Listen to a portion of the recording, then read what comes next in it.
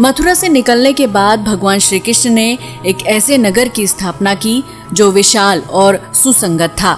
इस नगर का नाम था द्वारका नगरी। लेकिन श्री कृष्ण की मृत्यु के बाद ये खूबसूरत नगरी समुद्र में डूब गई। रिसर्च के मुताबिक खुदाई में मिली द्वारका की कहानी 9000 साल पुरानी है। ये शहर उस प्राचीन विकसित सभ्यता से जुड़ा है जिसका निर्माण जब यहाँ कोई दूसरा विकसित शहर नहीं था। ये भारत का सबसे विकसित राज्य हुआ करता था जो हूबहू आज के आधुनिक शहर जैसा ही था। पौराणिक समय में कई ऐसी कहानियां हैं जिन्हें आज हम महज एक मिथ मानते हैं, लेकिन सच तो ये है कि धरती के विकास के साथ ही ये सभ्यताएं और पौराणिक इतिहास हमेशा के लिए समुद्र की गहराइयों में दफन हो गया, जिन्हें लेकर आज भी खोज जारी है। समुद्र की गर्त में खोज करने पर कुछ ऐसे साक्ष्य मिले हैं जो इन पौराणिक कथाओं को सच साबित करते हैं। इन्हीं में से एक है द्वारका नगरी का रहस्य। हिमयुग की समाप्ति से नष्ट हुई द्वारका। कहते हैं कि 9000 साल पहले हिमयुग की समाप्ति हुई, जिसके बाद समुद्र का जलस्तर इस कदर बढ़ गया कि कई विकसित शहर समुद्र में समा गए। इन्हीं में से एक तटवर्ती नगर द्वारका भी था। इतिहासकारों का कहना है कि द्वारका को कृष्ण के देहांत के बाद जानबूझकर नष्ट किया गया था।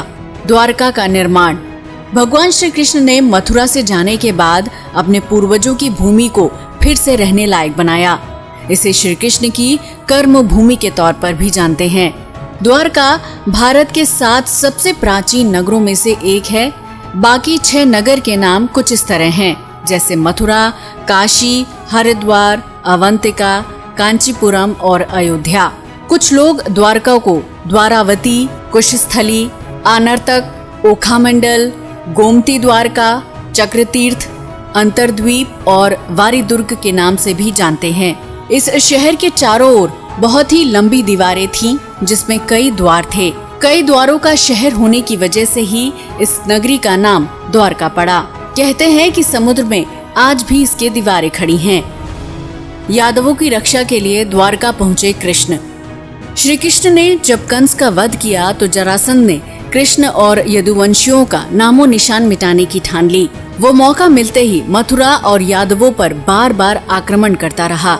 धीरे धीरे उसके अत्याचार बढ़ने लगे तो आखिर में यादवों की सुरक्षा के लिए कृष्ण ने मथुरा को छोड़ने का निर्णय लिया। कृष्ण के देहांत के बाद द्वारका का क्या हुआ? कृष्ण अपने 18 नए कुल बंधुओं के साथ द्वारका आ गए। यहाँ सब लोग आराम से रहने लगे। समय बीतता गया और 36 साल तक राज करने के बाद कृष्ण जी का देहांत हो गया। ये वो दौर था जब यादव लोग आपस में भयंकर तरीके से लड़ रहे थे। इसके अलावा जरासंध और यवन लोग भी उनके घोर दुश्मन थे। ऐसे में द्वारका पर समुद्र और आसमान से आक्रमण किया गया। कहते हैं कि कृष्ण जी की मृत्यु के बाद उनके प्रपौत्र वज्रनाभ द्वारका के यदुवंश के अंतिम शासक थे, जो यदुओं की आपसी लड़ाई में जीवित बच गए। द्वारका के समुद्र में डूबने पर अर्जुन, वज्र और शेष बची यादव महिलाओं को हस्तिनापुर ले गए। इनके जाने के बाद द्वारका नगरी समुद्र में समा गई। ऐसे में सवाल उठता है कि आखिर पूरी की पूरी नगरी समुद्र में क्यों और कैसे समा गई? द्वारका नगरी के नष्ट होने पर मत। सवाल उठता है कि भला कोई कैसे इतने बड़े शहर के अस्तित्व को खत्म कर सकता है? कोई कहता है कि ये किसी प्राकृतिक घटना का काम हो सकता है, तो किसी का कहना है कि इसे एलियंस ने नष्ट कर दिया होगा।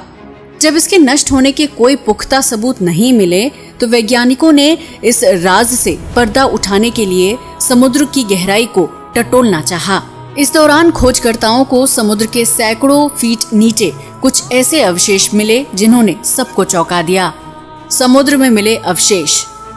द्वारका के समुद्री अवशेषों पर सबसे पहली नजर भारतीय वायुसेना के पायलटों की पड़ी, जो समुद्र के ऊपर से उड़ान भर रहे थे। इसके बाद ही 1970 के जामनगर के गजेटियन में इनका उल्लेख किया गया। इससे पहले लोगों का कहना था कि द्वारका नगरी एक काल्पनिक नगर है, लेकिन इस कल्पना को आर्कियोलॉजिस्ट प्रोफेसर SR राव ने सच साबित कर दिया। दरअसल प्रोफेसर राव और उनकी टीम ने 1979-80 में समुद्र में 560 मीटर लंबी द्वारका की दीवार की खोज की, जहां उन्हें पौराणिक समय के कुछ बर्तन भी मिले जो 1528 ईसा पूर्व से 3000 ईसा पूर्व के हैं।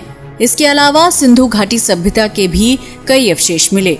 इस खोज के दौरान प्रोफेसर राव ने कई रहस्यों से पर्दा उठाया। नौसेना और पुरातत्व विभाग की संयुक्त खोज। 2005 और 2007 में भारतीय पुरातत्व सर्वेक्षण यानी आर्कियोलॉजिकल सर्वे ऑफ इंडिया के निर्देशन में भारतीय नौसेना के गोताखोरों ने समुद्र में समाई द्वारका नगरी के अवशेषों को खोज निकाला। 2005 में अभियान के दौरान समुद्र की गहराई में कटे छटे पत्थर मिले। इस दौरान लगभग 200 सैंपल जमा किए गए।